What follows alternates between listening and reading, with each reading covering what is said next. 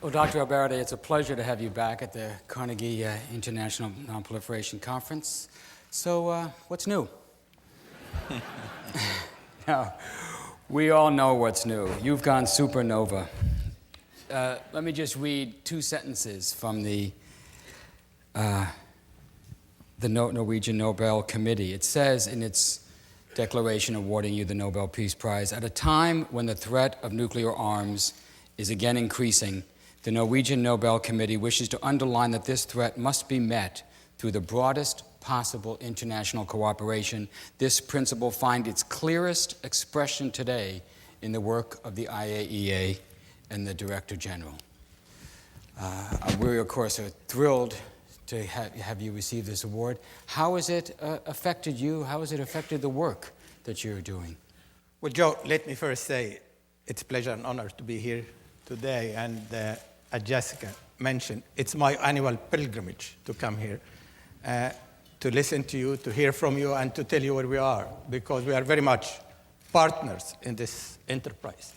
I think you are rightly said, as Nobel Committee mentioned, I see the prize basically as an effort to emphasize the importance of dealing adequately with the #1 security threat we face in the world, at a time when arms control and non-proliferation is becoming out of fashion.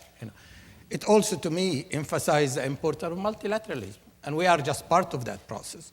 I don't think any of the problems we are facing today, whether countries trying to develop nuclear weapons, countries to do more subtle approach by developing fuel cycle, the question of the physical protection of nuclear material, the desire by terrorists to acquire this material, the stagnation in nuclear disarmament, which creates absolutely a cynical environment. On all these issues, I don't think we can move an inch forward without putting our heads together, without working together in unity of purpose and clear understanding that we are either going to succeed together or fail together. Wonderful. You prepared some remarks for today's conference, and you decided that you'd rather sit down and have a conversation here. We have posted your remarks at the Carnegie Non-Proliferation website, which, by the way, is proliferationnews.org. Proliferationnews.org. We have posted your remarks and everyone's remarks throughout this conference. And we're going to talk for about 15 or 20 minutes up here and then open it up for questions from the audience and from the media. In your prepared remarks, one of the first points you make is the question of how effective is verification? How effective are your efforts, are your inspections? How reliable are the inspections that you and your inspectors undertake in countries around the world today? Joe, as I've said always, verification is as effective as you're allowed to be. It depends on what kind of mandate we have, legal authority. It depends on the technology we are able to use. It depends on the compliance mechanism that is backing us, and it depends on information we receive. In short, the verification today is much better, 10 times better than what we had in pre-1991 Iraq, but it is not where it is supposed to be. We still have 100 countries that have not joined the so-called additional protocol that gives us the authority required to look for undeclared activities. We still live in a shoestring budget. I think Joe told me it's less than the Redskin budget. That's right.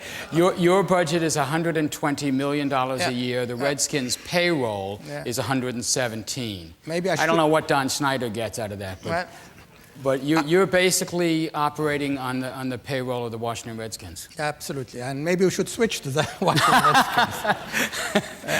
With trademark rights, yeah, you can make some money. And you have 650 inspectors. 650 inspectors. Who are in charge of going to 900 facilities in 91 countries. Correct. How do you do it?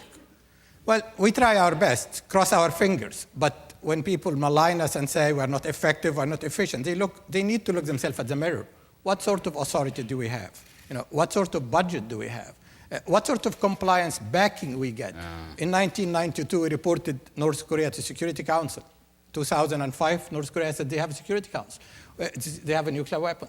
When we reported North Korea to Security Council in 1992, we haven't heard from them until today.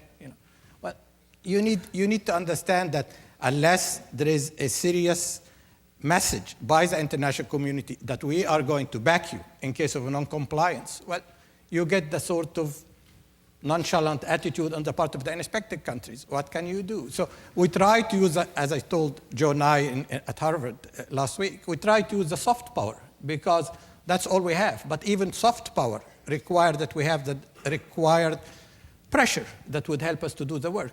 Then information. Information is key to verification, Joe. Without knowing where to go, in a big country, I'm lost, and we don't until today have a system, a mechanism by which countries provide us in a steady way the information, who is getting what, who is denied what, where all these sensitive technologies are going. So lots still to be done. We're moving forward, but we still could do much better. Let's just take a specific example, the one that's in the news and has been in the news for years now, Iran. You and the inspectors have been in Iran for about 2.5 years. Can you tell us a little bit about the kind of cooperation you're getting from Iran, how you feel about your ability to verify the information they're giving you?